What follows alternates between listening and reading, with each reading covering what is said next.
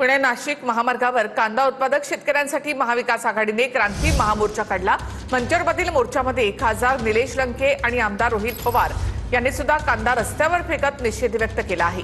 कांद्याला कवडीमोल भाव मिळत असल्यामुळे शेतकऱ्यांमध्ये संतापाची लाट आहे।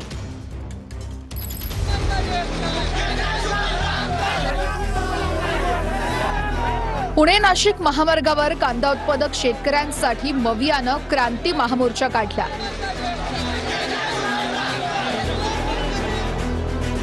यावेळेस रोहित पवारांसह मवियाचे नेते कांद्याची माळ घालून आंदोलनात सहभागी झाले। कांद्याला 25 रुपये प्रति किलो हमीभाव मिळावा अशी मागणी आंदोलनाच्या माध्यमातून करण्यात आली।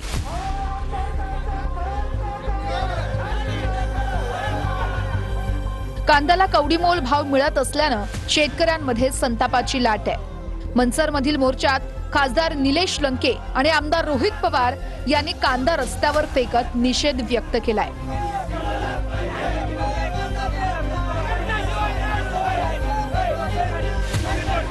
नाफेडच्या माध्यमातून 10 लाख टन कांदा खरेदी करावा अशी मागणी यावेळेस रोहित पवार यांनी केली आहे। कांदा उत्पादक शेतकऱ्याचा आवाज दिल्लीपर्यंत पोहोचवण्यासाठी मनसर या ठिकाणी विराट मोर्चा आयोजित करण्यात आला।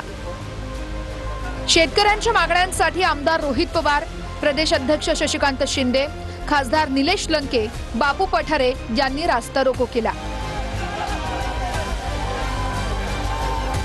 मनसर मधल्या आंदोलनादरम्यान शेतकऱ्यांसह रोहित पवारांनी रस्त्यावर ठिय्याही दिला।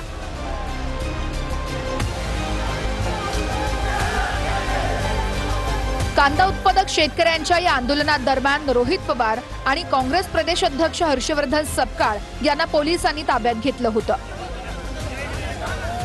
पुढच्या 10 दिवसांमध्ये तुमच्यासाठी काय चांगली बातमी नाही तर एखादा चांगला निर्णय जर सरकारकडनं त्या ठिकाणी घेतला नाही तर काय करायचं मग? काय करायचं? हात वर करून सांगा। नक्की देवेंद्र फडणवीसजींनी मागच्याही मंत्रिमंडळाच्या बैठकीच्या वेळी काय नेमके याबद्दल केलं पाहिजे याच्या सूचना पणन मंत्र्याला दिल्या होत्या। आज त्याचा पूर्ण आढावा मला वाटतं मुख्यमंत्री घेतील।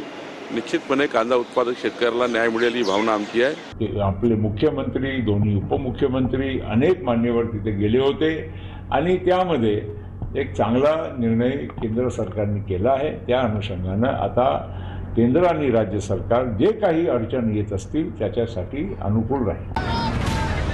शेतकऱ्यांच्या मागण्या काय त्यावरही एक नजर टाकूया।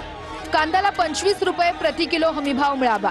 यापूर्वी खरेदी केलेल्या कांद्याला 15 ते 20 रुपये प्रति किलो अनुदान मिळावं। 2 लाखाऐवजी 8 ते 10 लाख टन कांदा खरेदी करावा।